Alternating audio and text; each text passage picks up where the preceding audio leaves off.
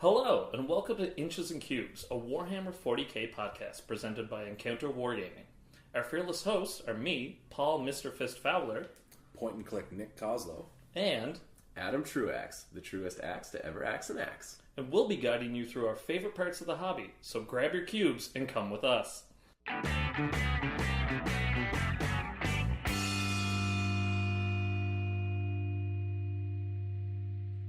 Okay, welcome to episode 14 of Inches and Cubes. Last week we sat down with Simon, last name withheld, and he took us through what competitive events look like kind of here in Canada and North America at large. Today we also have a great special guest. We've got beautiful yellow-bellied coward Connie the Hair. Guess who's back? He said it. Connie the Hair Collie. I feel like it was planned this time. It was planned this time. No, we've got Connor here, fan favorite, so that's great. We're going to be talking. He's our only fan. Yeah, that's true. He is kind of narcissistic, so he's definitely his favorite guy. Oh yeah, Yeah, I can be my own favorite fan as well, though. It's true. yeah, it's true. He is the treasurer, the president, and the member outreach for our fan club. Mm-hmm. Thank you. And Somebody's got to do it. Yep. Yeah. No. And we're going to be going through the Chaos Codex. I think we can get. And talking about a sweet campaign. Yeah. Thank you for reminding me, because we just spent a couple of minutes going over what we were going to talk about for Chaos, and I don't want to diminish the dope campaign that other Connor and Chaz and a bunch of people, John Tung, also contributed to it. Yeah.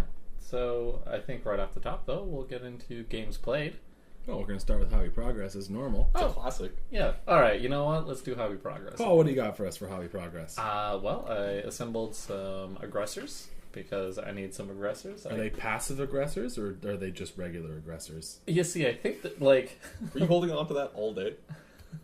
Yeah.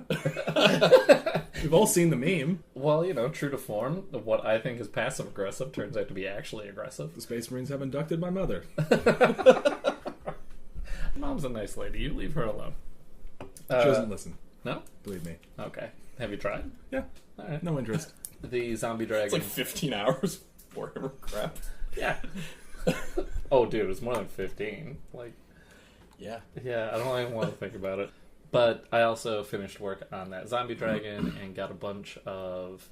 what are the heavily armored dragons that ride horses? What are those guys? Blood Knights? Dragons riding horses? That sounds sick. Sorry, vampires riding horses. I think horses riding dragons is more realistic, but not by much. Yeah, no. Anyways, I started some of those. It's been working out well. Just have them primed and all ready to go. Sweet. So I'm still confused. What were you painting? I was painting the vampires that are like riding horseback and have the big lances. Oh, Blood Knights or whatever? Yeah. I don't know fantasy at all. Me either. I'm just... Why are you here? Yeah, this is the It's a 40k podcast, isn't it? Also, it was funny because Connor, Paul, and myself, we share a group chat on Facebook where many shenanigans ensue, and Paul sent us a picture of him priming these things. He was like, priming weather! Dude, I agree with Paul. It's pure science. Yeah, it was really good priming weather. So I I know, humidity of 35, good temperature. wasn't direct sunlight, no wind. I actually primed yesterday, too. Yeah. You put the message out, and I was like, yes. Yes, priming weather. Sped walk home from work. Got an Uber just to get home to prime. So, that's what I've been working on. I'm trying to get those Hellblasters and those two characters that I whipped up for the Imperial Fist ready. They're not going to be ready for Saturday. We've got a couple of games planned. But I'll just be playing with primed models, I think.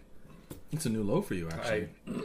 I don't think you've ever done that since we started playing Heresy. I know. I don't like it. I do it all the time. And what did you get ready for Saturday? I got my old Typhon ready, actually. That was so satisfying. I got to see it firsthand. It looks good. It's almost ready. The yellow's finished. The black on the side is a little flat, so I've got to go back in and highlight that. But yeah, that thing is a beast, but actually really fun to paint. It looks good on the table already, too. Yeah, it's got a lot of crags for the yellow, so I just did a different technique of bringing the yellow right up to the normal color and going in and pin washing it really tightly. and that worked out a lot better for the heavy armor, and it got me a lot of depth. There's a couple of panel lines that I'm gonna go in with like an archive pen and just like make really dark. Nice. I actually haven't used. I know you use pens too, Nick. I've done it before. There's actually one kicking around here somewhere that I had ready. Mm-hmm. Yeah, I've never tried so them. it's like it's a 0.1 micron pen. It's like Oh, just like a Sharpie type of thing. Cool. it does a really good job. I know Adam uses a panel liner Yeah, for model cars, which Oh, is nice. it's a little bit more complicated. This you have to like the pen. You have to have a very very steady hand, and it really helps when there's creases. Mm-hmm. But it's not the easiest thing to use. No. And if you mess up, you mess up. Yeah. You have to like paint over it completely. Which it's a black permanent marker Yeah. that you have to paint over. You're using yellow. Yeah, that's so fun. Yeah, so Battle damage.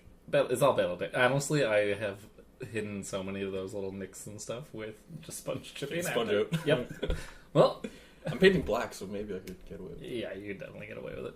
But that's my hobby progress. It's been a ton of fun to be working on a lot of this stuff. How thin that line is. Oh, such a thin line. The dragons, or the blood dragons, are going to be a lot of fun. I'm looking forward to those. Nice. Nick, what you work on? My hobby progress was getting a bunch of stuff ready for the Horus Heresy campaign in a day we did on Saturday. Repaired a couple models that had been banged around in their cases. I did something cool to my javelins. I don't know if any of you guys The noticed. little serval skulls? Yeah, You did They're notice. awesome, man. Yeah. Yeah. So the javelin speeders, they have like a little sensor array that sticks out, and it's super fragile. Obviously, it's made out of resin, and they're gone. I don't know where they are. They disappeared at some point. So I was digging through my bits box. I found a spire from a Battlefleet Gothic ship that I cut up. Nice. Made a little sensor array with that, and then I made 2 more sensor arrays out of 2 different servo skulls that I had kicking around. So pinned them into where the other sensor array should have been, did a quick paint job, got them ready, glued some guys back on bases, and I think that was it. Yeah, that was it Sweet. for hobby progress. Not too much. Connor, what are you been up to? So busy. You have been just a little factory. Yeah, I hadn't painted an army for years, and in the past 2 years I've painted probably almost 3 full armies of worth of stuff. It's insane. Because I that's what I said earlier. I was the guy that would come to the shop with dudes with no heads because I paint everything separately. Oh, and I it'd be, remember. months and months. I remember. So I can't do that anymore, man. Can't keep that reputation. And we have not been kind to you. No, about no. that. I took the flack willingly though. I was like, yeah, this is pretty bullshit. I do remember you showing up oh yeah, these are stern guard, but they don't have heads or arms. No, man, I used sticky tack to put the arms on. With no weapons. No, I sticky tacked the weapons on. Did you? Yeah. Oh, they said no heads. Yes, no heads. There was a guy at Astro that when he was putting his army on the table was sticky tacking all the weapons on, but it was all fully painted. That's weird. And What army were they playing? It was Crimson Fist, and I just wanted to be they got magnets, right? Yeah, just if you're gonna take the time to fully paint an army, why don't you spend the extra 2 hours to magnetize? $100 in 2 hours to Oh, yeah, magnetize. magnets are so expensive. Yeah. So yeah. Anyways, I want to say that they're 75% done. I did 10 cataphractic Terminators. Mm-hmm. So actually, I did all of this in 4 nights. Impressive. Right before the tournament, because I was like, 8th edition is sick, and then I was like, oh crap, I have so much to pay for this campaign. So yeah, they're probably 75% done. The 10 cataphracti, and then I have my Spartan pretty much base coated, I guess, base colors down. Mm-hmm. So it's the black, quote unquote black, the metal, and then a couple white details are done. So it looks fine on the table. I think that's what I painted, and I built the new Redemptor Dreadnought, which is it's huge. How does that go? Please don't tap the table. It was really light. You're gonna send Paul into a frenzy. You will trigger me, I will fly into a duct, and then get cut in half by any number of booby traps. We'll have the legs flying around. Such a good episode. Talking about Rick and Morty, by the way. Yeah. How did the Contemptor go together? Not the the Redemptor? Redemptor. Yeah. I never want to build another Spartan in my life. But Well, the new ones have the tracks in the Okay. frame. I think my Cerberus, which is a Spartan chassis, Thank you. I'm pretty sure the tracks aren't on it, which makes me sad. That's why I've procrastinated it. But yeah, the Redemptor is awesome. It's really fun to put together. It's cool for like beginners because it has little pegs for all the joints, for the knees and the ankles and the shoulders and the elbows, which are all the joints. Knees and toes. Neck. Dreadnoughts don't have necks. But it says right on the kit that if you're a more experienced modeler or hobbyist, you can just snip them off, and they're ball joints still, like the Contemptors from Forge World. So you can, everything's posable if you snip the little pegs off, which is awesome. So I reposed mine a little bit. He's just like stepping up, kind of. So you kept the training wheels on for this one? No, man. Snipped it all off. I reposed at night, so I was like, yeah, hell yeah, I'm experienced. That was like the scariest thing I ever did, probably.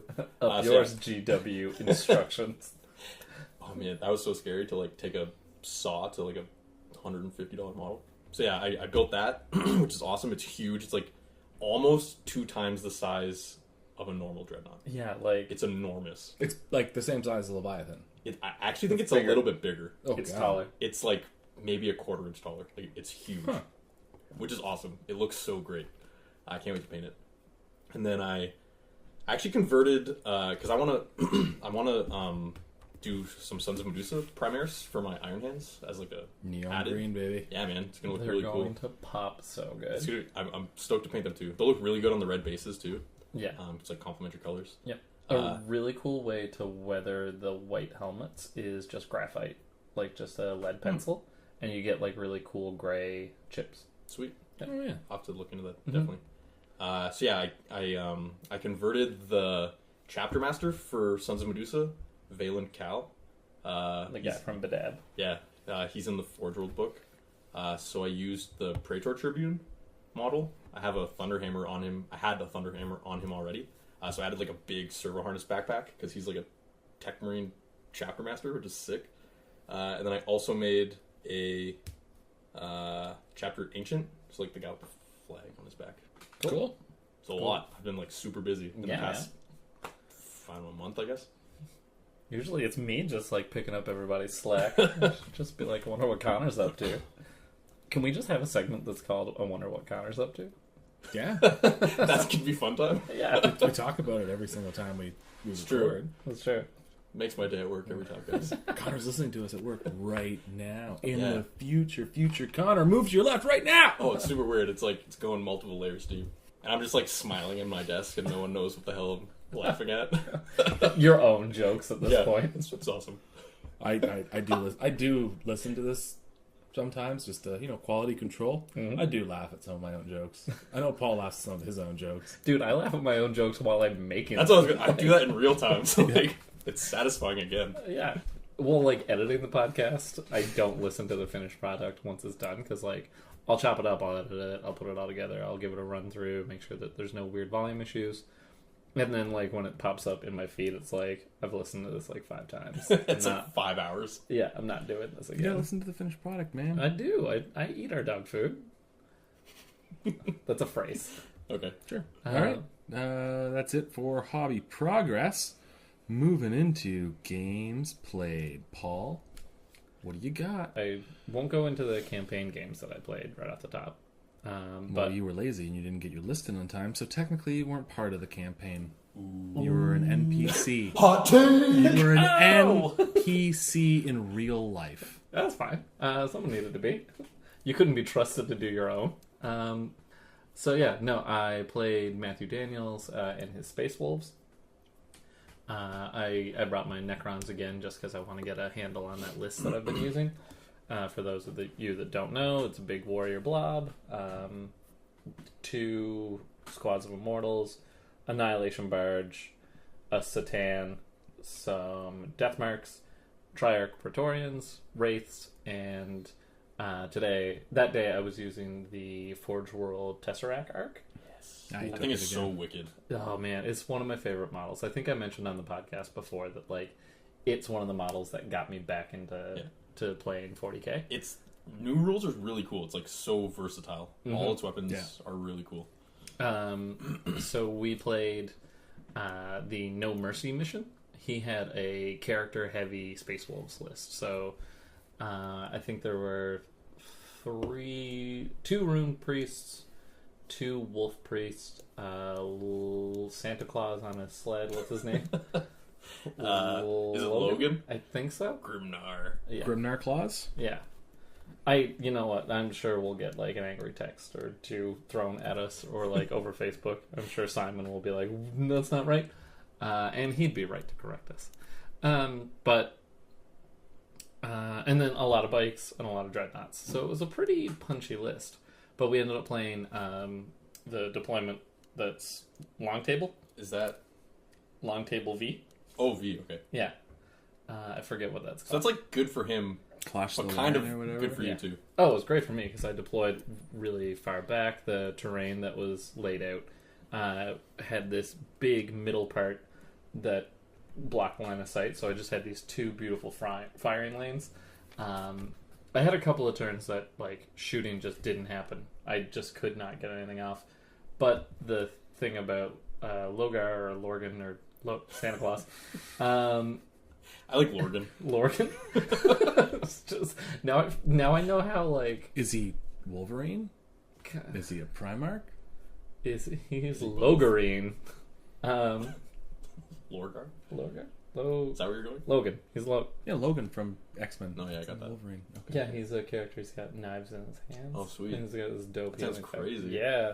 Can we have a quick meme aside? What? Quick meme aside? Sure. Sure. You know that meme where it's like Logan in the full cartoon X-Men outfit, like Oh, yeah. Laying on the his bed. bed, Yeah. and like It's the best one. touching the picture. Yeah. The last one I saw was like him touching the picture, and then the picture was just a picture of Barack Obama's. You posted Yeah, that was me. How was you You're posted telling me my own stolen meme Well, joke. you stole it yourself. I did. I said stolen. That's fair. I stole it from you. Sure. It's flattery. Thank you. That was my meme aside. But where he has more than 8 wounds, you can target him outright. So I just... Like, why would they do that though? Well, because... Is he like really good? Is he fast? I have no idea because I just saw him. I was like, You destroyed him. Yeah, the first So turn, weird. I got him down to like 4 or 3 wounds. So he was moving like 4 inches. So I was like, I'll get to him. And Weird character. yeah, I was able to like just kind of put enough wounds on stuff. MVPs, warriors, they just they plinked a dreadnought to death in Nice. 1 round of shooting. They killed a squad of thunderwolves in shooting, but then there was like 1 guy left with 2 wounds, so I charged. But they're still getting +1 to hit, so they're hitting on 2s, Oh, that's cool. wounding on 5s. There's 20 of them. Yeah, look at it done. Yeah, Eventually. and they did. And it was just so Nice. funny to see. Like, The -1 AP value on their guns is so good. oh man, it just wrecks Yeah. light vehicles, it wrecks infantry. Yeah, and like he played well. The Space Wolves charge hits really hard, but I was able to throw up like sort of 2 lines, and as he was Almost like Guard would do. yeah, we're learning machines. So he like had to chew through what I threw up in front of him, and then I was in like very good positions to like shoot. Yeah. The Tesseract arc did a ton of work. Just Did you take the same power on the C10 as you did against me? no, I took the one Ooh, that's a new way of saying it. Catan? Isn't that how you said it? Catan. Catan? Yeah. Satan? Like the board game? Okay. That's why the Settlers of Catan is like the funniest, another funny meme. It's just Yeah. a Necron Oh, war. I've seen that too. I took the one where it's just basically like smite on 2 up. Oh, nice. Also the Catan like got right into his lines and blew up. And Oh, he blows him on a 4-up too. yeah, he blows up, and Sick. like because we were talking about how like him and the Hellhound are like little bombs. There's like murder bombs. Yeah, man. you're like eventually it gets down to turn 3 or 4, and you're like, well, time for you to die. You're just like Arnold. Kill me. Stop trying to kill me. Anyways, I ended up winning that on kill points. It was good. It was neck and neck most of the game, but then I was able to like focus fire on stuff. Yeah, so that was my non-campaign game. Just a quick aside. I don't know why you would ever take Logan Grimnar on the Storm Rider. That's what I mean. Like if his wounds put him above the threshold. Yeah, because like he's really good. So you don't take morale tests for Wolf Guard units within 6 inches of him. That's really good. You re-roll all failed to hit rolls for friendly space rolls within 6 inches of them. Can Space Wolf squad? Jesus. Can Space Wolf squads? That's like so many S's. Can they go above 10? I don't believe so. Because they used to be able to at one point, didn't they? But these are Grey Hunters. Only Grey Hunters get that. Or, sorry, Wolf Guard. Oh, okay. Whatever. Anyways, Like, no. if you take a blob of 20, that's pretty But, like, awesome. he's only toughness 6 on Santa Claus sleigh. With 12 wounds and a 3-up, 4-up. So any long-range weapons you're shooting at him are going to wound him on a 3. And do multiple damage. Yeah. Yeah, four las cannons have a decent shot of dropping them in a turn. Dude, just auto cannons, wounding him on 3s and doing 2 damage each. Just like, you're going to... Yeah, like I was able to put him down to like 2 wounds left. Yeah. And then he wasn't really an issue. Yep. And then I killed him. Because Gilliman has 9 wounds, Yes. right? And you can't shoot him. No. It's like, why would you do that? It's weird. And like, but what? Maybe they just realized they're just like, oh, this sleigh is so. Can I say dumb? I think it's pretty dumb. Yeah. They're like, Yeah, so Paul, you won that game. That's awesome. Yeah, I don't win a ton of games, so I liked it. Who's next? did you play anything? I was supposed to, but unfortunately my dance partner couldn't make it that night. So, yeah, I didn't get a game in for a league game this round, which kind of bummed me out. But Free win. free win. There you go.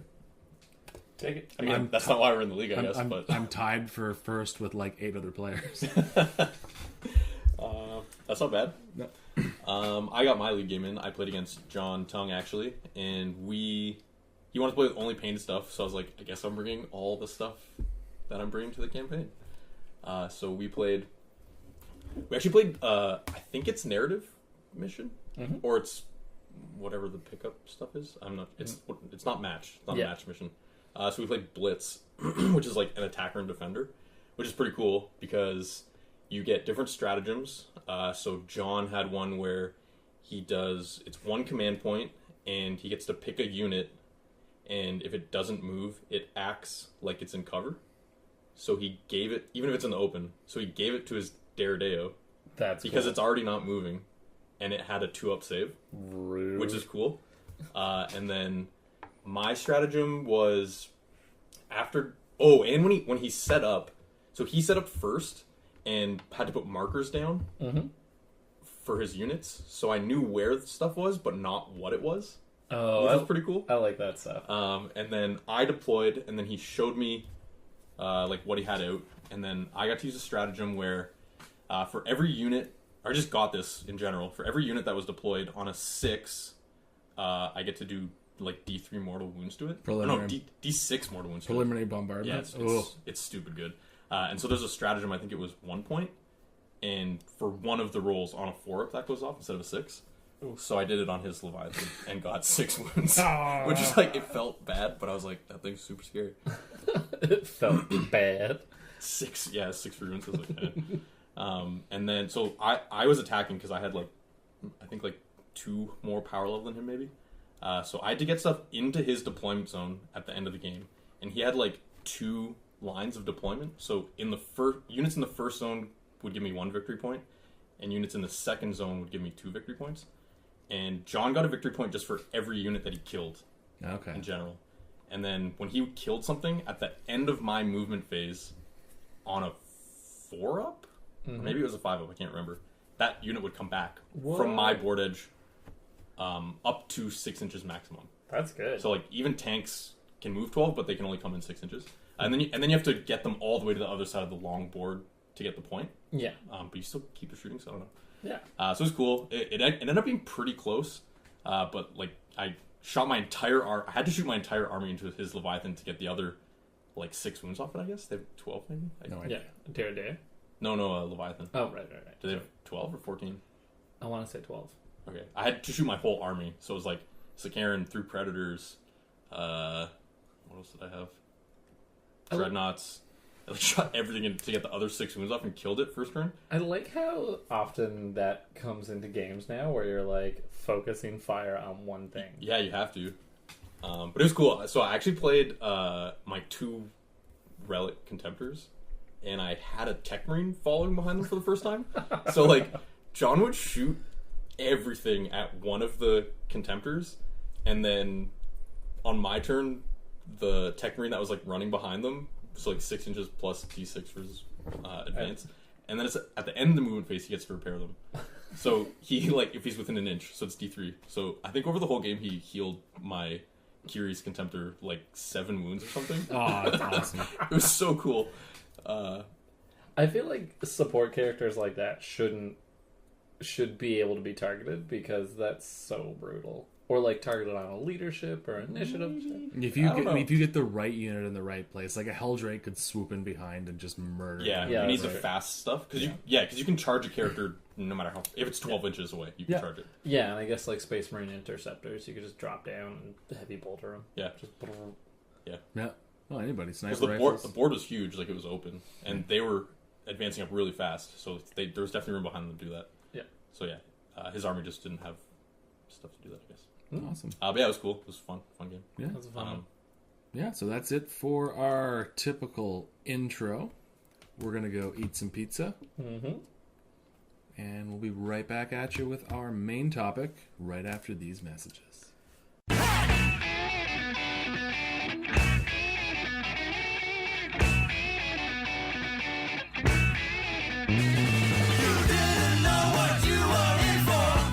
Battle Brothers Studios, a commission painting service passionate about making your miniatures and your gaming table look great. Our philosophy at Battle Brothers is this: your army is our army. Every model will be something you can be proud to show off. Send us a message on facebook.com/Battle Brothers Studios for a free quote and make that dream project come to life. We also have something special planned for the release of 8th edition of 40K.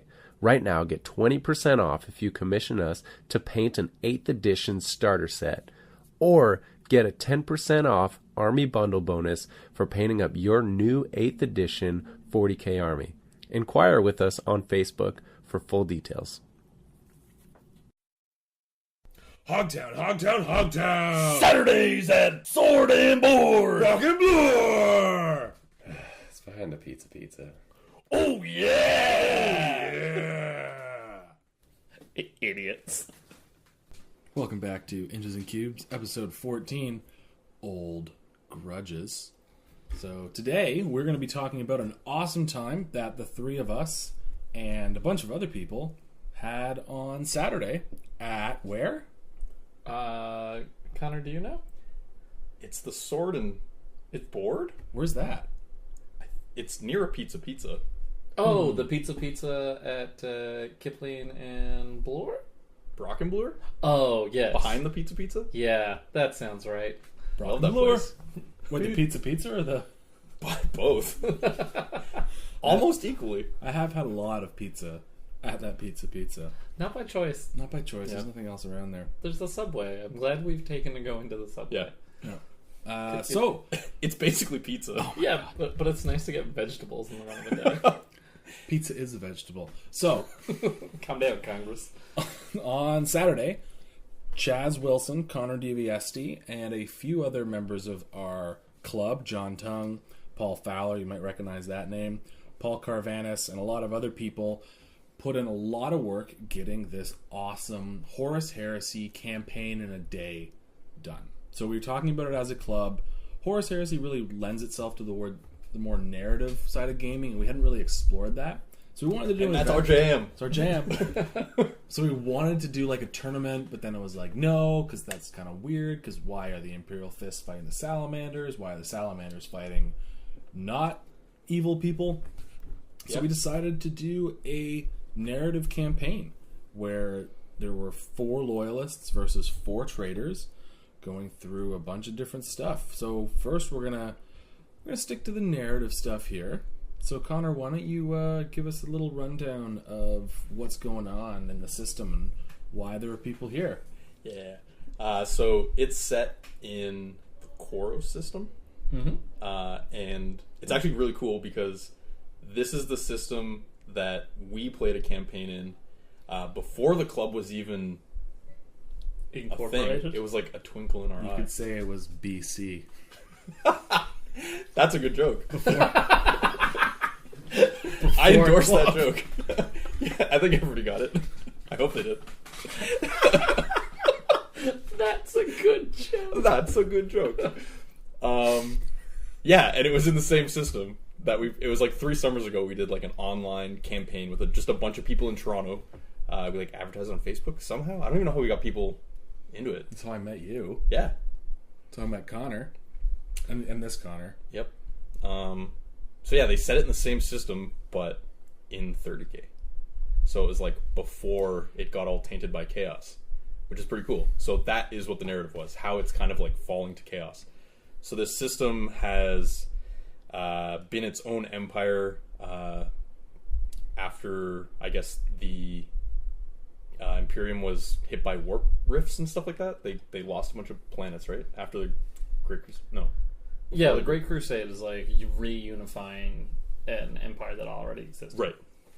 So they've like been their own empire, and they get hit by the Great Crusade and are like, you're part of the Imperium again now. And so this system has a bunch of astropaths in it, and that's how they've kind of all connected their planets and stayed decent power, I guess, in their own little universe.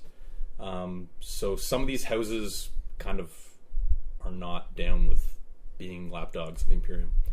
So when the traitor forces, I guess they don't really come around. They're kind of like behind the scenes. They're like coercing leaders of planets and stuff to join their cause and kind of do a rebellion. So we played the like apex moment of that rebellion, which was great. And it was a great time. So they made a huge, it's like a 26-page PDF with story and pictures and everybody's characters. It's amazing. So that's actually on the Hogtown page if anybody wants to download it. Yeah, so they put together something that is like Forge World book quality. It looks amazing. It looks so they actually Chaz, Connor, they took pictures of all of our models. Like the front of it is actually like my Battlefleet Gothic fleet. Yeah. We like put it on a green screen and stuff. It looks so cool. Yeah, so it's really cool. And they wrote their own fluff. There's a table of contents here. There's maps. Paul Carvanis, if anybody knows, he is like one of the best painters of single miniatures out there. Well, he plays He's fantastic. He plays the RPG. Yeah. So he makes his own characters, so they're all very unique. It's Inquisitor, is that what it is? Yeah, the Dark Heresy. Yeah. Oh, right. I thought he played Ink 28 as well. Probably. I think it's similar systems. So maybe. During this campaign, there were 3 relic characters that were all done by him. All fantastic looking guys. One guy's like got a Robin Hood hat on, a cape. I love the guy who's got like the boarding shotgun. Like he's like the leader of the ruling house that is like rebelling. Yeah. So you have to like capture him. He was worth the most points. It's cool. It's like his narrative and so we like played that story, and they're doing another PDF that wraps up how the games actually went.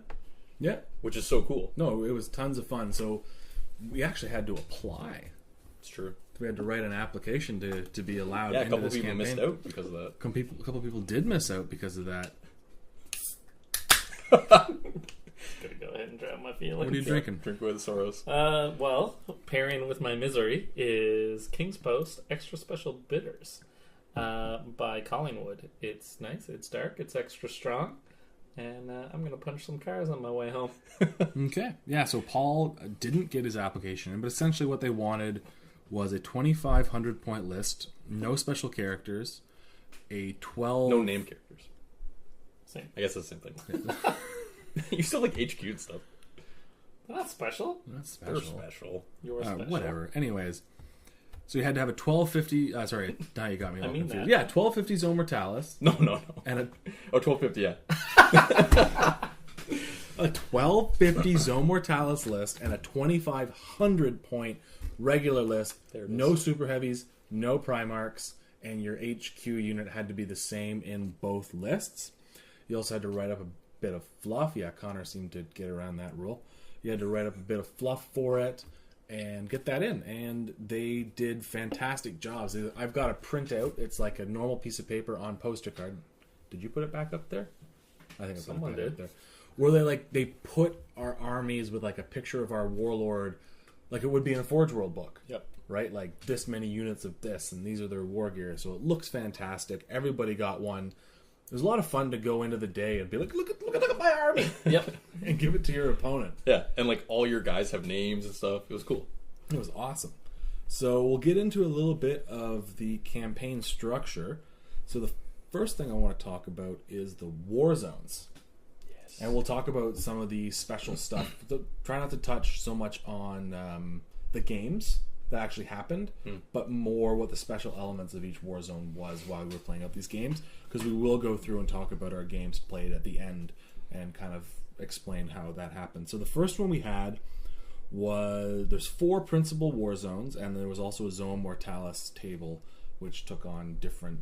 It was like there was always 3 tables plus the Zone Mortalis table. So the Zone Mortalis was always taking place on the 4th war zone, whatever. So the first war zone was the Sprawling Hive. It was wonderful. It was the GameMat.eu Gothic ruins with a couple industrial sector ruins thrown in there, I think, on a beautiful GameMat.eu fat mat. Yep.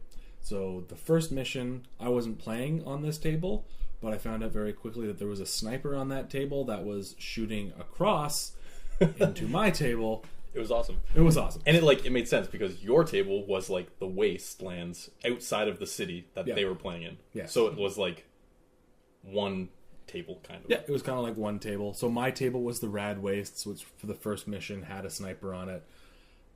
The only time the sniper in either of our games killed anybody is when I fired it across the table at the other. That's the best way that could happen. And it killed a Volkite sergeant, like a Volkite Culverin squad. Sweet. Sergeant. And I was like, ha! And then, so that was fun. So players rolled off for control of that. The surface moon... No, the surface of the ice moon as Drew Ball. That's where I played. What was going on there? I don't think we had any special rules. I think it was maybe night fighting the first turn. That's cool. I can't remember. Was it cold? Did plasma overheat? No, there wasn't. No. We had to get into the ruins. That was our thing. And then there was the Twisted Ruins of House Oronok, which in my third mission I played there, kind of as a culmination. I played my second game on the same table, and I don't think there was any special rules. Oh, there were portals. Well, so the first Zone Mortalis was inside your guys' ship, right? Yeah, not the Unbroken Oath, some other ship that Amonval was commanding. And quote unquote commanding. We'll get to that in a second. So House Oronok was like the demon table, if you've ever seen that. Yeah. So it had the portals. They made special rules for the portals. And then in my third game, to represent all the bloodshed, you had to get objective points by standing on the Chaos Shrine in the middle of the table. And at the end of each turn, you picked a model, not character or unit, within 3 inches of it, and you had to pass an initiative test. If you passed the initiative test, you gained a victory point. If you failed the initiative test, you suffered a wound. No saves of any kind allowed. If you rolled a certain number on your initiative test based on what turn it was, something happened. Bad stuff. Awesome stuff. Bad for some people, good for other people. Basically, a greater demon was summoned to each table. In the last game, which was just awesome. So this was the last game, though. Yeah. So second game, what table were you on? The same one. Oh, and the only mission special rules were literally the teleporting thing. Oh, every table in the second mission, other Connor would walk around with a giant the 10-inch. Yeah. So the fluff of that was the first mission on the Zone Mortalis was on the ship, right? And then the traitors blew it up. Yeah, traitors. And then it was falling from orbit onto the planet that we were all fighting on. So yeah, Connor would walk around with a giant template and be like, the ship is hitting you now, and roll a dice to put where it was going to go on the table, and then just smash you with it. I wasn't even paying attention in the second game I was playing, and Connor was just like, "Hey, so you gotta take 10 armor saves in your cacophony," and I'm like, "What are you talking about?" He's just standing there with a giant template, a giant pie plate. I looked over at him at one point, and he locked eyes with me, and he was like, "This is how God must feel when he's holding a massive blast template." It was just going crazy. God plays 40K. I would say so. with us. So this is Lake of Bays Brewing Company, Spark House Red Ale. In the heart of the forest, the Spark House stands alone. Drawing its deep, smooth character from chocolate and roasted malts, this full-bodied red ale finishes dry and sits high above the rest. We got a 29 IBU. I don't know. Magnum, Cascade, and Saaz hops. Fantastic. Sounds delicious. The lower the IBU, the less bitter it is. Okay. Yeah, the ship just crashing. Ooh, that's nice. Yeah. The ship. Yeah, caramel. Chocolate. Not really a summer beer, but it sounds good. I like a dark red. So yeah, ship parts. Did we all falling on scan stuff. for jokes and then just couldn't come up with one? Maybe. Nick's just like enjoying that beer so much. Well, I'm dating a redhead, so you could have read into that if you wanted to. We already know she listens, though. Yeah. I've already had to cut like 50, 60 jokes already this season. Just like snip them right out. But yeah, the ship just coming down, so cinematic, Yeah, so it was awesome. fun. Also, because of that, the ship's so large, it's going over. It was night fight for. That's what it was. Night fighting the first turn Yeah. of the second game. Yeah, because And everything, that was only our map, right? Everything was dangerous terrain? no, everybody had that. It was dangerous terrain for the first turn. Just because, like, everything falling into orbit. Yeah. So cool. We completely forgot that rule. Oh, We just never, well, I don't know, we had only tanks, so we Yeah. didn't have to run anything. Oh, yeah, no, that didn't happen either. No, that makes sense. And then, yeah, my third game was Zone Mortalis, and I was, like, in the city's palace trying to capture... Trying to save the governor. I mean, he's a traitor, so I feel like we were trying to capture him. he was gonna get executed. Yeah, Both sides are going to execute. it's true. It's true. But I played against John, and we can get into that later. Yeah. So the way that it worked was each game was worth... there was a primary objective and secondary objectives. The primary objective won whatever faction won it, 2 campaign points. And then winning the secondary objective won you 1 campaign point.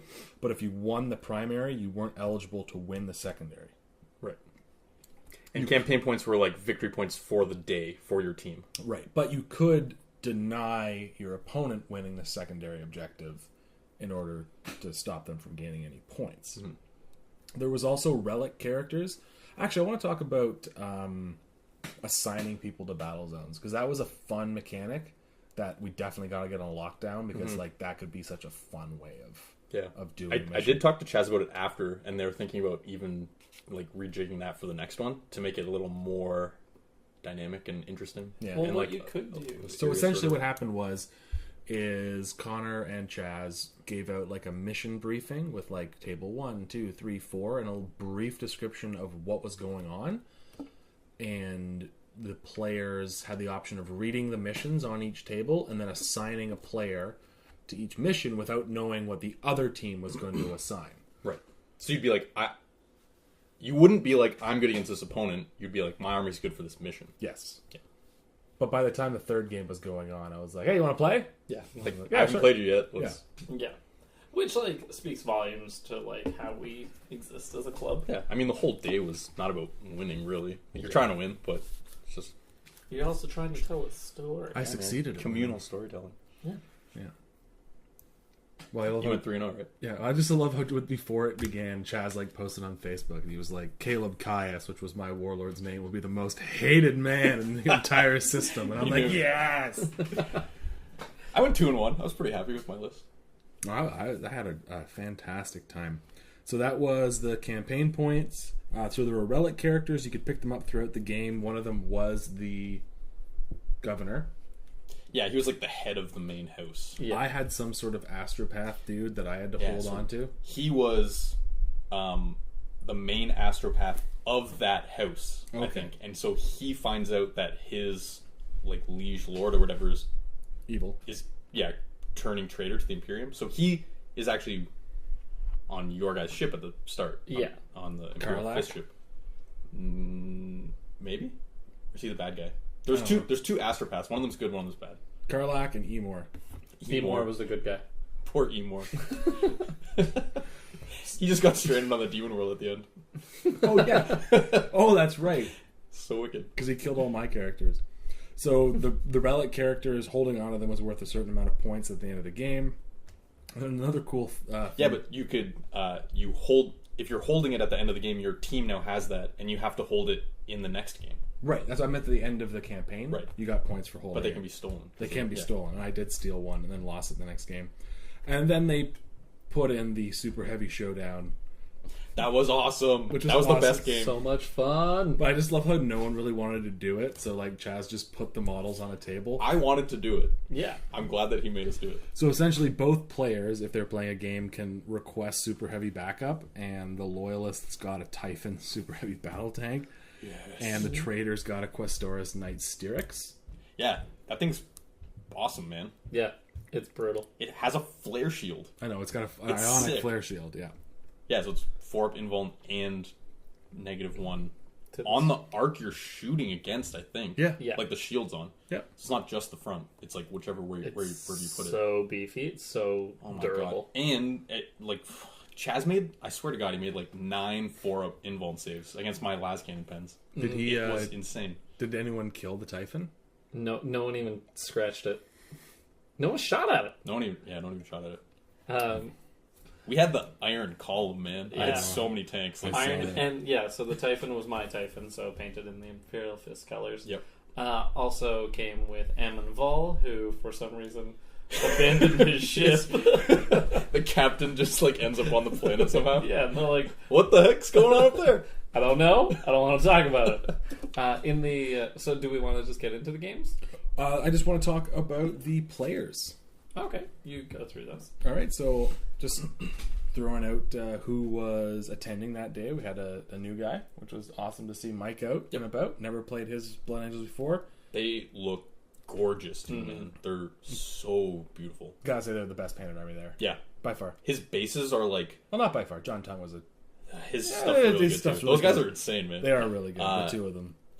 Yeah, Mike's bases are like blended, like Marble. wet blended green marble. Yeah. They look so sick. It's ridiculous. So Mike was running I'm jealous. Blood I'm so Angels. jealous. Yeah. He was running a lot of jump infantry, a Dreadclaw with a Dreadnought in it, Contemptor Mortis, Daradio pattern, Sikaran Battle Tank, and 10-man Vulcan Volkite Culverin squad.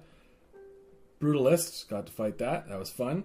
Then we have the Iron Hands 6th Armored Company, Yes. led by Kazan Valak. He's a badass, man. And Connor just took a lot of tanks. We'll let him talk about his list later.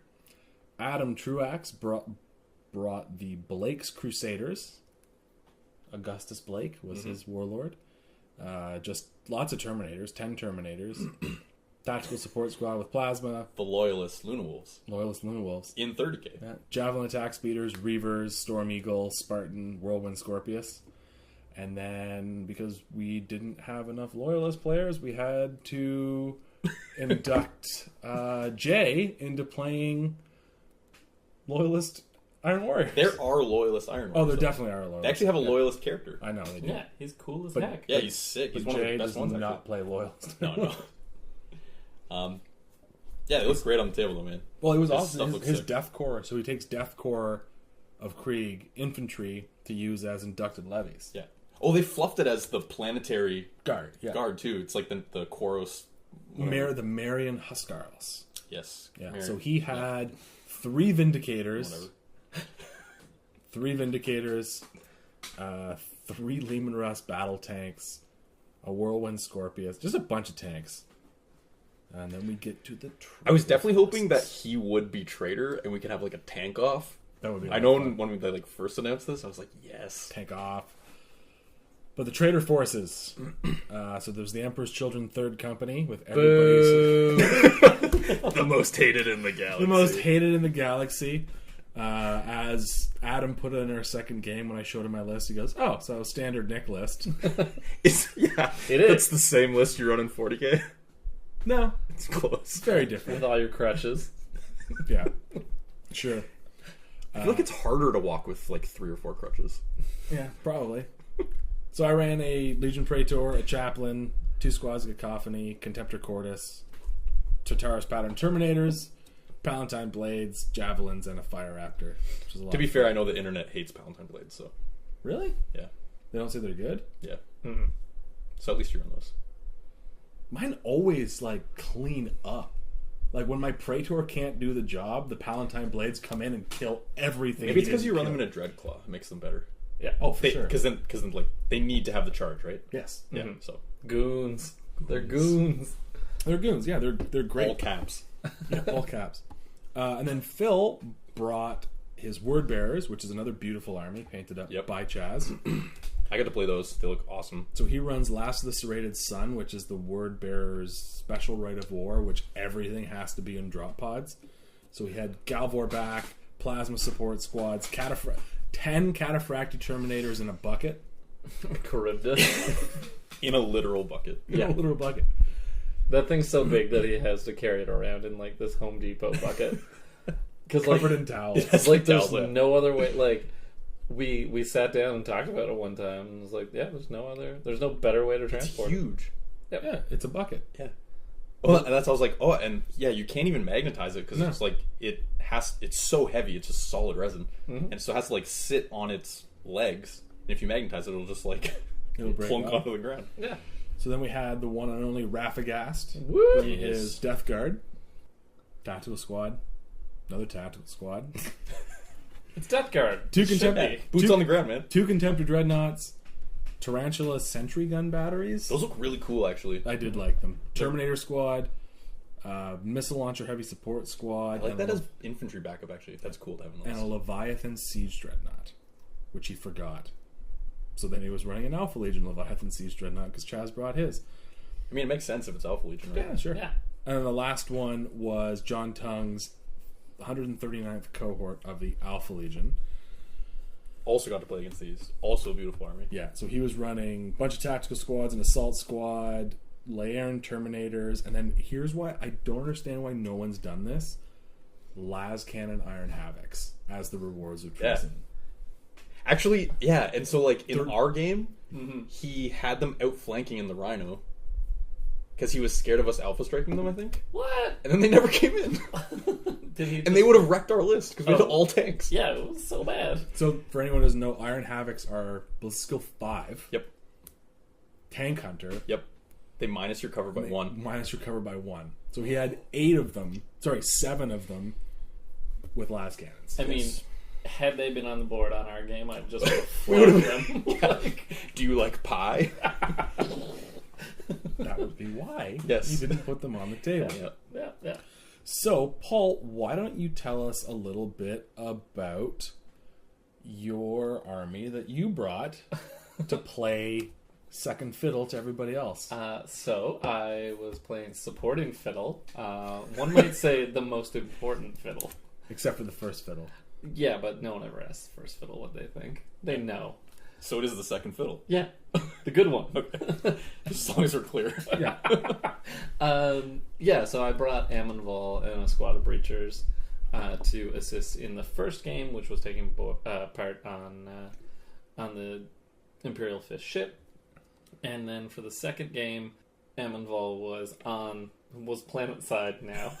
Somehow. He made it to the escape pods. Yes. So like 38,000 years in the future, captains don't go down with their ship, actually? Yeah, They're because too important. yeah, Yeah, it makes sense. yeah.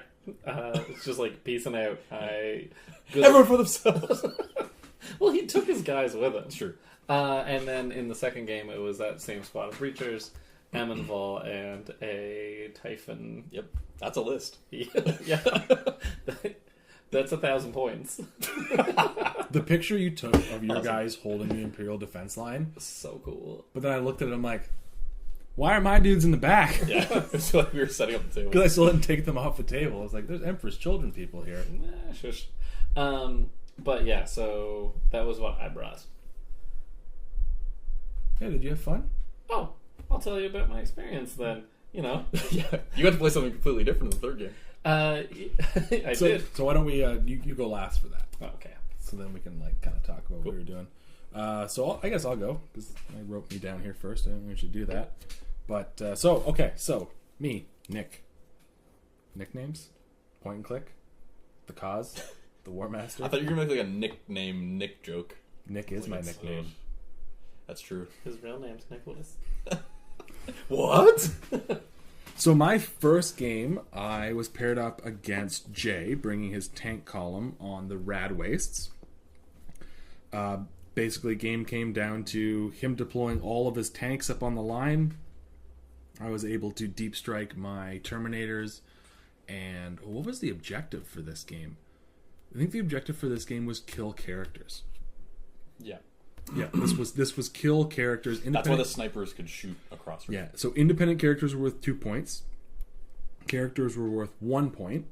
So our job was to literally headhunt people. So first turn, I dropped down my Legion Terminators and my Contemptor Dreadnought, blew up his Whirlwind Scorpius and his Mortis Dreadnought, the two biggest threats to my army, and then basically just spent the rest of the game staying back from his Vindicators and picking stuff off one by one. Game ended with my Warlord and his retinue killing his Warlord and his little doofus buddy, the Imperial commander, because he had an allied militia detachment, right? He's like the militia guy. So he has like the doofus buddy. What the hell's that? Well, it was just funny when I blew up the transport. He put down this giant Iron Warrior's Forge Lord and this little tiny Imperial Guard commander. They're in one squad. I'm like, I guess. I picture the big bulldog from Looney Tunes with the little dog just dancing around him. What are we doing next? Daedalus the Satyr and Hercules. Yeah, they were just all surrounded him. So that was a good game. It came down to deployment, just being able to get behind. And I just gotta say, going back to 7th edition rules was really weird. Yeah, because when I was I've got your rear armor, I'm like, that means something again, because my cacophony were able to blow up 2 Vindicators. So funny, Phil and I were playing our first game, and he was he got to the psychic phase, and we were like, wait, how do we do this again? Oh, was it? Oh, you have to roll for the pool. Was it you asking me can you deny if you're not the target? I'm like, yeah. No. It was somebody else. Oh, we were asking. We were like, are wrecked vehicles dangerous terrain? Because you leave them on the board. I don't remember. Yeah, we were just so many weird little rules and stuff. Yeah, just shows you 8th is really streamlined, but 7th is still.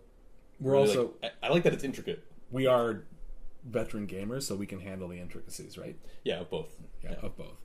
But 8th, has definitely shown its superiority, I think. We'll get to final thoughts on that at the end of this. So my second game was against Adam. That could be our fun time. Sure. We're talking about editions. So we were playing on the Demon table, which is, again, one of my favorite tables to play on. Absolutely love it. Game came down to... What was your mission in this game, too? Oh, man, what was... this mission was to hold deployment zones. So holding your own deployment zone was worth 3 points. Holding no man's land was worth 5 points, and holding your opponent's deployment zone was worth 7 points. Oh, okay. Only scoring units could hold a zone, and there had to be no other scoring units in that zone. Yep. That's out of the book, right? Yeah, it's right out of the book. I like that. It's cool.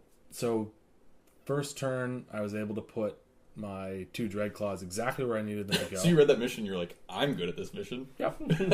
Yep. So, basically what happened was I was able to knock out his Spartan and his Whirlwind Scorpius. Second turn, my Palatine Blades and the dude charged into his Warlord squad, killed that, and killed the Justarian Terminator squad, then killed another squad coming out of a Storm Eagle. How was the Storm Eagle on the table? It was really good. His Storm Eagle and my Fire Raptor kind of got into one of those weird, you're circling? We're circling each other. Sweet. And then he really wanted his Storm Eagle to do something, so I powered the Machine Spear 1 autocannon battery, because we were both jinking non-stop, right? Because we're we don't want to... We could easily wipe each other out. Yeah. The first person to not jink dies. So I had 1 autocannon... I jinked. I had 1 autocannon battery that I powered on the Machine Spear into him. I'm like, are you going to jink? And he goes, no. And I say, if I roll 3 glancing or penetrating hits, Storm Eagle's dead. Because we'd each done 1 hull point to each other. Right, And he goes, because vehicles don't have armor yeah. saves and stuff. And he's like, no, I'm not going to jank. Ooh, we took the risk. I respect that. I respect Hit with all that. 4 shots. I'm like, Glance with and then all- I go, if I roll 3 5s, it's dead. And I rolled 3 5s. It was That's hovering, lucky. so it didn't blow up. And I think he had... The game, honestly, came down to... I almost lost the game. He had 3 models left at the end of the game, and I still almost lost. He had 3 veteran tactical squad members in combat with one of my cacophony orchestrator sergeant. So he had a power sword. And... yeah, it came down to that. I had 1 model that was scoring that stopped him from scoring my deployment zone. And then he had his deployment zone, and I had no man's land. Right, so he would have won 10-5. Yeah. 10 to 5. But then the game went another turn, and I was able to wipe out his squad holding. That's good, man. Like the close games are the best ones. Yeah. Well, yeah, the points were close. The death toll was a little Yeah, but that doesn't matter. one-sided. No, that's true. The mans you have on the table are what you spend to achieve victory. It's true. He's not wrong. Sound like an Iron Warrior. Yeah. I'm just saying. The last game was honestly the most fun. Great opponent. Played Mike. Yep. All my opponents were great. Jay and Adam are fantastic people. But what happened in this game just blew my mind. And Yeah, I I could was just like hear people screaming from across the room. yeah. So Mike and I, we were with both pretty boys. We had the Emperor's Children and the Blood Angels. Both pretty good. There can only be one. One side straightening the hair, the other's getting that sweet beach boiled curl. Do you guys have perms or straight hair? Straight hair. We yeah. did a straightener. So this, I like that you had that answer right away. yeah. So this mission was the one I talked about earlier. We had to stand on the Chaos Temple and like hope you did or didn't roll the number. Because you didn't know what was going to You happen. didn't know what was going to happen. So if you're on you had to be on this thing. So I got on at turn 1 because I used the portals. Was able to wipe out his Volkite Culverin squad and his Sikaran first turn. Yeah, first turn. Then my Contemptor Dreadnought in his Dreadclaw Did you take scattered... Ceramite on it? On the Sikaran? No. Yeah, no. Rookie mistake. You got to. You got to. Because, yeah, it was Melt as It's a big red target, Yeah. man.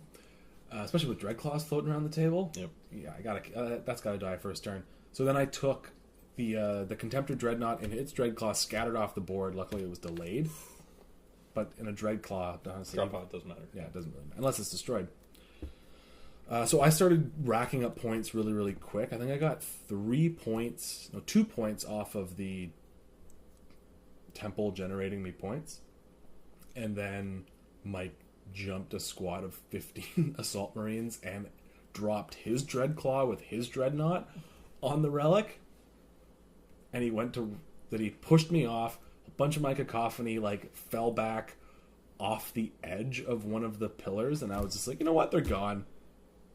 Because they can't fall back. They can't. There's nowhere to fall back to.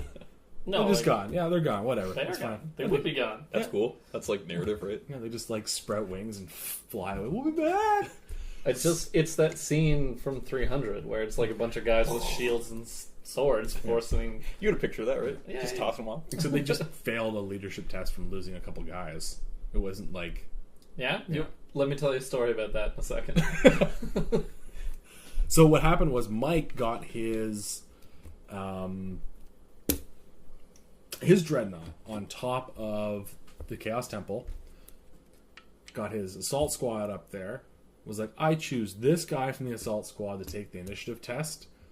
Fails it, rolls a 5. I'm like, hey, it's bottom of turn 2, and you rolled a 5 for your initiative check, so your guy dies. And then Paul goes, I'm gonna be back in a second. And Is that Bloodthirster's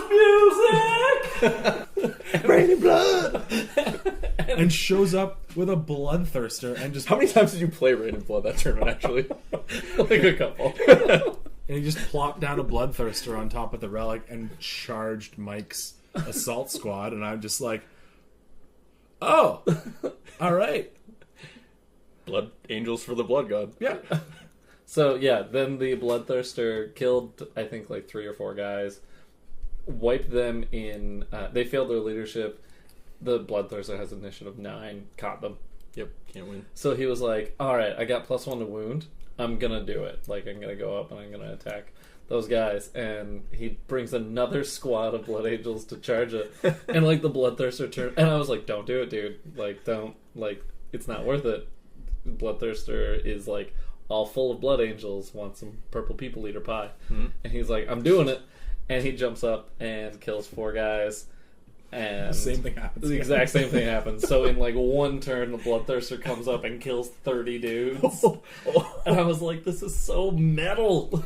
And then like hop down and like... And like the coolest thing is I know Mike was loving it. He was! He was like, this is sick. He's like, I'm not going to hide in a corner. I was like, yeah, you're not. Corn's happy. Yeah, so your Bloodthirster hopped down, blew up the Dreadclaw that had my Palatine Blades and Praetor in it. Mm-hmm. Then they charged the Bloodthirster and murdered it. Yeah. Yeah. Yeah, because I whiffed my assault rolls. Yeah. I also brought it down to 1 wound with missile launchers and the fire raptor. Yeah, so don't talk like the Palatine I was just Blades. like, I mean, like, you saw it kill buried- 30. You're just like, kill it. yeah, I saw it. I'm like, everything has to shoot at that right Well, now. Mike's army is like gone at that point, so Yeah. But I was just like, Mike, don't do it. Don't, dude. Like, it's not worth it. for glory, man. So I won that game because I got the victory points for not failing initiative tests immediately. And I had the most units alive left at the end of the game because Paul killed all of Mike's stuff. Well, I had plans to go kill more of your stuff then. Like, I know. I said to Connor before it came in, I was like, whoever summons it, that unit's having to deal with the Bloodthirster. Yeah, that makes sense. Yeah. And then I'll fly away and attack the other person. Yeah, just like bounce back and forth between players. Yeah. Right? Which seemed like the fair way to do it. Oh, for sure. No, and I know you were coming for me because like your Bloodthirster was there, my Dreadclaw was like 10 inches away, and then Mike just like charge, like jumps an assault squad into him. And I was like, because he kind of whiffed because he actually had a very good chance of killing it because the Blood Angels' special rule is they add +1 to wound in the fight phase. That's awesome, actually. Yeah, Crazy. So like 15 guys on the charge have 45 attacks, 2 attacks each. but charging in 7 to get +1. So they'd have 3 each, right? Oh yeah, And, oh wait, no, never mind. What was that? That was the sound that Gunslinger? 2 court guns? yeah, that was a thing. You know how podcast is a visual medium. Yeah. Yeah, no, like it wasn't a bad idea. It was just like, what? Don't. Because he would have been wounding you on 5s. instead of 6s? Yeah, because the Bloodthirster's like toughness 6. Mm-hmm. So, but is he hitting you on 5s? Yeah, 5s and 5s. 45. Yeah. it only had 5 wounds. Okay, so yeah. Yeah, And 45 attacks, yeah. yeah, exactly.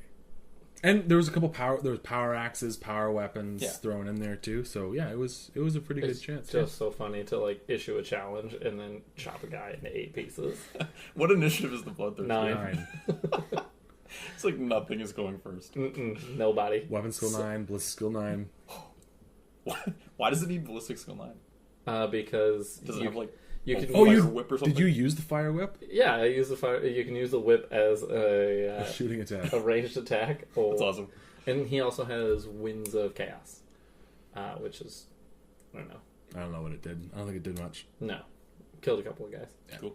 But yeah, that was a really fun game. All of them were awesome, fun little things that went on. I lost a bunch of people to the spaceship dropping in the second mission. Yeah. That didn't really. It killed a couple of my guys, but Yeah. I feel like they had it coming because they lost the ship. I think Connor should have been more like it's here because Connor basically came over. He rolled for a quadrant and then he scattered at 3d6. Yeah, because there was one turn where it missed completely on our table. Yeah. And then it killed some of your guys, and then another turn it did like a wound to one of John's Dreadnoughts or something. Yeah. So like it didn't really matter on our table. So yeah, maybe if you did it again, just be like, I am God with a big plastic lid. These guys are getting hit.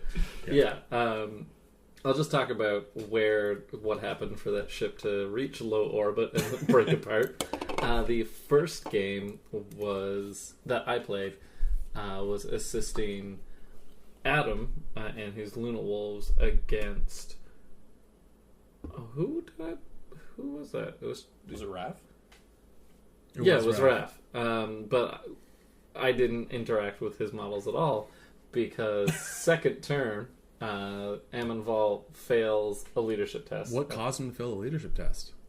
Losing combat by 1. To who? To Terminators. Oh god. He killed a couple. Like killed a bunch of them. But then like lost by 1, fell back on boxcars, and then Chaz charged in with those same Terminators. Yeah. You have to take a leadership test before you can attack and assault. Because you're falling back. Right. Yeah. Boxcars again. Gone. It's like, so yeah, what are the chances of that? Bad. Yeah, not good.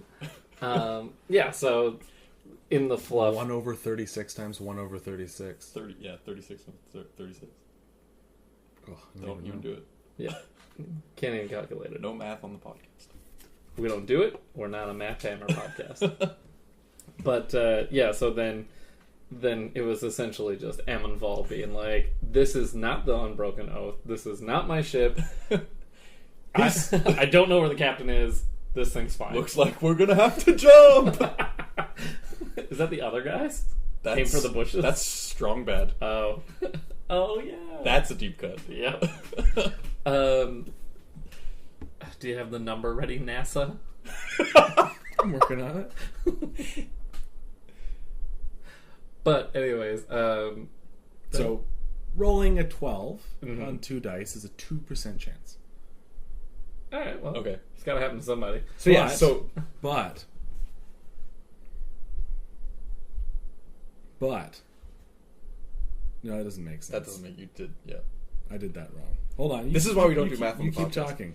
Okay, so yeah, Adam won that game though for the Loyalists. Yeah, because So he played against whatever little force Chaz had plus Raph stuff, yeah, and still somehow pulled it out. yeah, because he had to get the good astropath off Off the of ship. your ship. And then So he's a hero. 100%. Amonval abandoned ship and decided to link up with his Iron Hand buddies. Yes. And so in that game, it was a squad of breachers, Amonval, and a Typhon with Connor's army. He held it down that game though. Oh, like the redemption was real. Oh yeah, like Amonval won that game. Honestly, he probably did. Yeah, because He held down a Leviathan for like 3 rounds of combat. yeah, stopping it from getting into the scoring zone. Right. Do you want to explain that mission? Yeah, so we were because Loyalists had won that game. No, we were on the back foot. Oh right, so they were attacking into us. Because So- I won that game. So another cool part was that the winner of the previous game on that war zone decided who had the advantage. yes, Which force had the so whatever. Yes, which determined who went first, who got to roll for first. So your Rad Wastes mission, Yeah, you had traders had the advantage. yeah. So they got to go first. Mm-hmm. But in my mission, you guys had the advantage, and I got to go first. No, they didn't get to go first. They actually defenders got to go first, but the person with the advantage had +1 to seize. Ah, okay. And they were playing Alpha Legion Rite of War, Yep. so they had another +1 to seize. So they were seizing on a 4-up, Did they seize? but they failed. Oh, And we punished them for it. We did. It hurt. and there's no command points. There's no command points. So we had like a fortified position just back from the middle of the map, and so Chaz painted. What is it? It's like an actual piece of terrain. It's like the trench line. Yeah. Imperial Defense Lines. Imperial defense line, and then we had the like little fences around the sides, which was so cool. So how it worked is for every unit that you had in the defensible position at the end of the game was worth 1 point, and scoring units were worth 2 points. Scoring units and HQs. And HQs, yes. So you would count that at the end of the game. So you're just trying to kill stuff coming at you and playing to turn 6 pretty much. Paul was my ally and Chaz was John's ally, and so they were both Alpha Legion, which is cool. It looked really good, and Chaz had like a big squad of assault marines added in that were deep striking or outflanking. Yeah. And they also had like, was it 60 cultists? 40 cultists? They had, yeah. It was like 40 cultists. So they were like mutants from the Radways that the traders were like sending against the walls of the defended position. So we got really lucky. They didn't seize. So our whole first turn, pretty much all What else was on your team? The Typhon. So yeah, so actually my list was just like a crap load of tanks. I took the Armored Breakthrough Rite of War, which is available to everyone, but it's just cool to have for Iron Hands. So you can take a Sicaran or a Predator as your HQ, and they get the super heavy command tank. Yeah, it's this World reroll morale test within 24, right? So I guess it has that. And then it also gets +1 ballistic skill, and it gets Tank Hunter if it's within 24 inches of its target, which is awesome to have on the Sicaran, so that's what I had the Sicaran as my HQ. And you can take Predators as troops. So I had 3 troop Predators. Which is sick. You can take 9 Predators. You could take 9, I guess 6 Predators? Because it's normal 4-sword? 7 4-sword? Oh, and then heavy. No, you take 3 squads of 3. And then you can take them in heavy too, actually. Yeah, so 3 squads of 3. Yeah. So I guess you could take a lot of Predators. That sounds really lot of boring to Predators. paint. Yeah, no. 3 was a lot. So I had 3 of those. I had a Spartan with Cataphracti. I had a Phobos with Gorgons. I had the Daredeo. I had a Mortis with Kiris. I had Vets and a Rhino. So yeah, just like everything. So everything in the list has to take a dedicated transport if it can. Right. That's like the downside, quote unquote. And then every tank that has fewer than 13 hull points, fewer than 4 hull points, gets the fast special rule. So all the Predators are fast, so they can move 6 inches and shoot everything full ballistic skill. Oh, brutal. Which is sick. And like way different in 7th, and it's really good. So we just had like our defended position just had all the tanks in this like little square. And we just mowed down like 35 cultists in the first turn. Yeah, just so much shooting. And that Typhon template, 10 inches across, pure chaos. I love it. Does so much. You're like, oh, I scattered 8 inches. I still got 6 hits on that squad. It's like, it's crazy. I think I've played against it twice. Yeah. And I've only let it fire once. Yeah, it's because you bring the Like, no. falchion, where it's like... Magnus killed it last time. True. Yeah. I don't want to talk about it. No. Why did you even bring it up? But yeah, Chaz's Knight was really cool, though. So the Styrax? Styrax, yeah. It has a Volkite, like Chevrolet. giant A cannon. Volkite Chevrolet. It's as big as a car. And it's 5 shots. It's strength 8, AP 3. It has Deflagrate. Deflagrate. No, he was right. Deflategate? Just go to jail. Do not pass go. So yeah, he got side armor on my Sicaran and got First Blood and Warlord in one turn with it, just because the Sicaran's side 12, so he's like glancing around 4, so I get nothing. Mm-hmm. And then I think he was like too passive with it. I think he should have just like ran it into our lines, but he was scared of my Cataphracti. Rightly so, because once it got close... So yeah, once it got close, they all got into the Spartan, and they shot their combat meltas at it, and they got the last hull point, but I shot at it. So it has a flare shield too, on whatever side it puts its ion shield. So it has a 4-up invuln, and it has a flare shield on the side that you're shooting at, which is nuts. So it makes it like armor 14 on the side, I guess, on the front, which is so wicked. So I shot las cannons at it for like 4 turns, and Chaz made like 9 4-up saves. It was so infuriating.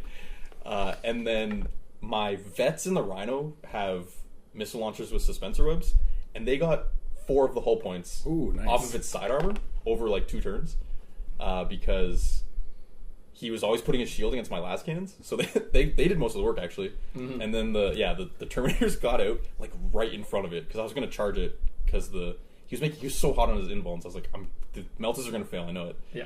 So somehow the meltas actually did it, and then the Knight exploded, and we had like that enormous apocalyptic blast. And luckily Chaz rolled a 1 on its like strength, I guess. Yeah. So the D portion of it killed like 4 of the cataphracti, Yeah, I was singing like which could have been way worse. singing that like Carl Orff It's song. it's like from Fortuna. Titus or something. Yeah. Yeah. While assembling the template because it's so big, Yeah, you 'cause have to assemble. It's it. not the 10-inch one. It comes in 4 pieces. It's enormous. It's the big blue one that has like the 3. So it's got like the inner circle. Oh my How God. did you mess that up? Connor This can is dead. Connor has failed at opening up his beer. I'm so sad. God. I'm gonna do it. I got it. That was literally the saddest thing I've ever Can you seen. edit it to sound cooler? You didn't give me anything to work with. So Still Just tastes good. Killed the momentum of this. It was gonna be really cool. So yeah, it was a big template, and it killed a bunch of stuff. The biggest template. The biggest template you can get. And then, yeah, after that, it actually came down to a super close game. yeah, because they started like shoving as much stuff as they could into that. Yeah, so their reserve rolls weren't very good throughout the game. But all their like scoring tax votes came in at the end in rhinos off the side and like booked it into the deployment zone, and it ended up ending 8 for the loyalists, 7 to the traitors. Yeah, and Ammon Vol and the squad of breachers were able to hold off 2 a Leviathan and a Contemptor Yeah, until your Gorgons came in and blew up the Contemptor. they killed the Contemptor. Yeah, But they held up the Leviathan, so it wasn't able to get into the deployment zone. So last game, Ammon Vol is just staring into a Leviathan. did you get a picture of that? I did. Nice. Just so Yeah. into it. So that was like, and throughout the whole game, Connor's like dropping these big templates on us because the ship was falling apart. Yeah. So that was my most fun game of the weekend. It was awesome. Yeah. Just because it was like so cinematic and insane. My first game was against Phil. It was really fun. So yeah, he's playing with all drop pods, and it's like really alpha strikey, but It's not very shooty. he didn't have any targets with my list. So the plasma guys like came down and they tried to kill my Mortis because He brought down the plasma turn 1. yeah. Interesting. Yeah, because when I play his list, his first turn is like all about setting up for the second turn charge. Well, so what he did though was he brought down the 10 cataphracti with both his HQs in the Charybdis, I guess. Yeah. And they got out, and so what we were trying to do in this mission was we're on the moon, and the Astropathic Temple was on the moon, and so you're trying to like go into it because you're trying to capture The Astropath. the Astropath in the next mission, which was the Zone Mortalis for Game 2. So you had to like get your squad within a distance of the door to like embark your guys in the building, and they were worth points based on the wounds of the squad. And your like leader, your HQ, your warlord was worth double his wounds. So Phil like dropped all 10 of the cataphracti down with both his HQs right by the door, and then turn 2 he just took them right off the board right away. Oh, okay. And he was like, I have 16 points. I was like, oh, I'm like so behind already. Like, holy crap. But yeah, the plasma was going to shoot my Mortis because he has the Lightning Strike Fighter, Right. and the Mortis has Skyfire. But it's front 13, so like he didn't do anything to it. And then I killed them in my turn. Just like shot everything at them. And then that was a really close game too. I ended up winning with like 18 at the end because every time he dropped his Galvorback by the door, they have to embark in the building at the start of your turn. They have to they have to like be in within a distance of the door, and then at the start of your movement they leave. So I would always have a turn to shoot them next. Yeah. So I killed both the squads of Galvorback Ugh. and his vets, or his vets in shooting, which was like took a ton of shooting from the whole army. And then he immobilized my Rhino turn 1, so I had to like trudge my vets through like so much difficult terrain, and they got there on turn 6. And if it didn't go to turn 6, Phil would have won. So it was like super, super close. That was a good game too. And then my last game was against John, playing Alpha Legion, and we were in not the temple, but like I guess the governor's city palace, the yeah. palace, yeah.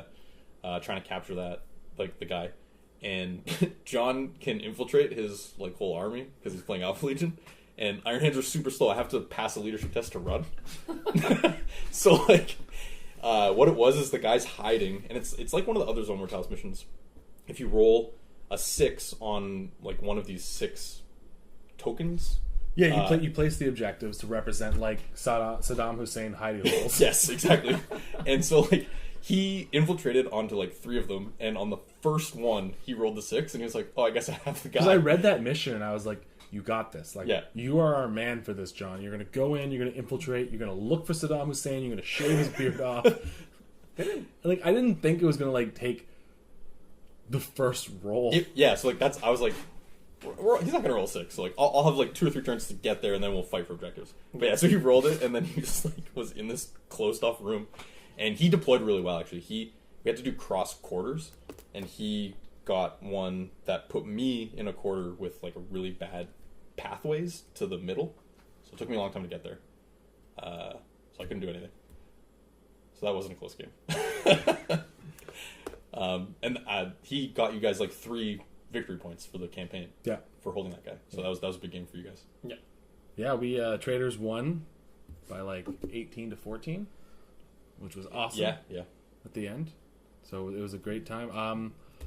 I did enjoy going back to 7th. There's definitely some things I like. I like the kind of like tactical aspect of getting rear and side armor on vehicles. Because like Jay made a crucial mistake in our game where like I dropped stuff behind his lines and then he turned his entire army around to face that. and then your gun line could shoot. And then my gun line was able, like my Fire Raptor came in, everything came in, and I was like, oh, well, rear armor 10, 20 strength 6 shots, we'll just murder it. That'll do it. Yeah. Mm-hmm. Every time. So that was fun. Characters joining up with squads again. I like it. I don't like it. Really? I like 8th, man. I do like it. I don't like... Don't like Lookout Sir. I don't like Lookout Sir. I really don't. It's not... Like, now that we haven't played with it, playing with it again, you're like, man, this really isn't fluffy. Like, it's not cool. Just throwing dudes Just like, in front. yeah, just like 6 guys are just like diving in front of you and dying, and the guy's just standing there just being like, oh. And then he comes in and just smashes your face, because that's all he can do. I do like the way 8th edition has dealt with characters. Like, you have to make a significant effort to target them. Yeah, and like, their buffs are cool and fun and fluffy and affect the army in better ways than just being a beat stick. Yeah. Oh, okay. So that's cool. Yeah. Chaplains are still amazing. I don't miss fire arcs. I don't miss fire arcs. Oh my god. Just pointing stuff at other stuff is stupid. That's my first game with Phil. I was just like, I'm glad you're dropping everything right in front of me, because like, yeah, I turn in my tanks and you're like, oh, this actually that happened a lot. I was like, this one sponson can see, so that's gonna shoot, I guess, and this one's shooting at nothing. Well, you can't split fire. Yeah, playing the Fire Raptor with fire arcs made me realize how much better it is in 8th edition, where you're just like everything shoots out of its ass. Well, yeah, especially for flyers. Because my first game of 8th, I played against Luke's Necrons. Yeah. And he was just like flying his Death Scythe around being like, oh, it's like shooting at you still. It's like, what the hell is going on? What the heck? Yeah, but I mean, I really had a lot of fun on Saturday. I want to do another thing like this. I think the campaign in a day is like the way to go for 30k. Heresy. That's the way it should be played, man. Yeah. That was so good. It was an awesome time. Yeah. I got nothing bad to say about that day, except I couldn't hang out with you guys after. But I know you guys didn't stay at Duffy's that long. No. Thank God. Yeah, I think we only had like 6 pitchers instead of like 23. Yeah. So thanks again to Connor and Chaz for running this event. Yeah, round of applause. It was awesome. And hopefully we'll get another one in soon. Table taps. So we're going to take a quick break and see if we have enough steam left in us to cover our secondary topic. So we'll be right back at you. And we're back. So we discussed it. We realized that we have been talking for a long time. So we're going to cut this into 2 episodes. We'll cover Chaos next time. They got a lot of cool new stuff. So Yeah, they need their own. It's worth their own episode. I say cool new stuff reserved. Yeah, reservedly. They got a lot of cool new options. No new units. No, and it's gonna kill me really good. Yeah. So. Yeah. So we've invited Connor back next week. If he doesn't show up, we'll boo him until our throat is sore. Yeah. Like I said, it's a win-win for them. So, Yeah, I mean, it gives us an extra 8 minutes of content. It's true. So we're gonna finish off today with our regular fun time. So the Primogenitor Primaris. Who dat? talking about Bill. What Bill? Fabulous Bill! Oh, yeah! So fabulous. So the deranged Fleshmaster, Fabius Anime twin Bile, a.k.a. Fabulous Bill, a.k.a. Fabulous Bile, AKA... Fabius Bill? is Is that upon the only other one? Yeah. is upon the world of Agrathanine Exilia when he witnessed a strike force of Primaris Space Marines in action. Attacking from above. I don't know how they attack from above because they don't have drop pods. They're a strike force Interceptors. A strike force from the newly founded Nemesaurus chapter takes a fortified Black Legion bastion complex in the space of an hour. Impressed despite himself, Bile develops an obsession with the capture and dissection of these statuesque warriors. So, like, being Slaneshi, like, busted a hole in his power armor, right? Yeah. His intent is to blend them body and soul with the dark energies of chaos in order to breed his own twisted versions of Primaris Space Marines. Bum, bum, bum. Well, how sinister sounding. So basically Adam's entire army. Yes. Yeah. It's a trap! I'm into it. I think we predicted this, that Fabulous Bill was just going to be like, these things are great. And I mean, can we just, like, put tinfoil hats back on for a second? Oh, yeah. Let's sell I didn't- more models. I didn't take them off. No, like, it makes no sense to introduce a new form of Astarte and not eventually give it a Chaos. Well, because, Well- like, in the fluff, he's been working on perfecting, He's done it like, already. super warriors. He's and done stuff it like- already. He Yeah. sells the super warriors to other To the Chaos demon primers, legions. right? Yeah. Yeah. Yeah, but they, like, break down and, We don't know if the Primaris do yet either. well, There's some issues with the Primaris gene seed. We know this. Issues. the embiggening glands? Him being- Hey, new guy, write this new fluff. embiggening. Embiggening the boldest spirit. Any final thoughts before we sign off for the day, gentlemen? That was a short, fun time. Yeah, no. That I'm was, tired, though. I'm really tired too. not me. Do you want to say anything else? It's just really nice to be here with you guys. I'm having a really fun time. I'm glad I got to come back. It was a fun time. There you go. The fun time was the fun time, or the whole podcast? You know. I asked you a very specific question. Yeah, you can't just answer It was definitely both. a binomial question with, you know. It's rhetorical, right? So I'm just looking at this picture of turn 3 with my game with Jay. Yeah, that looks bad, man. Yeah. I wanted to play you. I know, I want to play you 'Cause too. I wanted your javelins Actually, I to didn't. come kill me. But Well, yeah. we can just play a bunch of games on Saturday. We're doing 40k though. yeah. That's okay. That's still I'm fun. bringing my Redemptor for the first time. I might bring the Typhon. 18 heavy bolter shots. You bringing the Typhon on Saturday? No, I'm not bringing the Typhon. I'm bringing that list I sent you. Okay. Thought you didn't have it ready. I'm going to be playing a drop pod for the first time Ooh. in Oh. 8th edition. No, I built the aggressors. It's already. Oh, nice. It'll be unpainted models, but That's fine. Yeah. One of us. I think I'm gonna. So we're getting a bunch of people together on Saturday to play a couple games. I think I'm gonna play the super gunline list for Chaos that I was With the 30 cultists. Yep. Yeah. So that'll cool. be an interesting one. So yeah, we will have a bunch of games to talk to you about next week, along with hopefully Connor and Paul's impression of playing against my new Chaos army to go along with our review of the new Chaos Codex. Also new units. yep. Also, We can yeah, do aggressors and Redemptor. nice. Yeah, so we'll have a bunch of stuff to talk to you next week. So as always, thanks for joining us. Stay safe, and remember, Friendship is the real fun time. maybe Yes. Yes. But also, it's just inches and cubes. Oh, they said the name. This has been and will remain Paul Mr. Fist Fowler. Point and click, Nick. And Adam Truax, the truest axe to ever axe an axe. And thanks for joining us, and check back again soon for some more 40k goodness. And remember, it's just inches and cubes.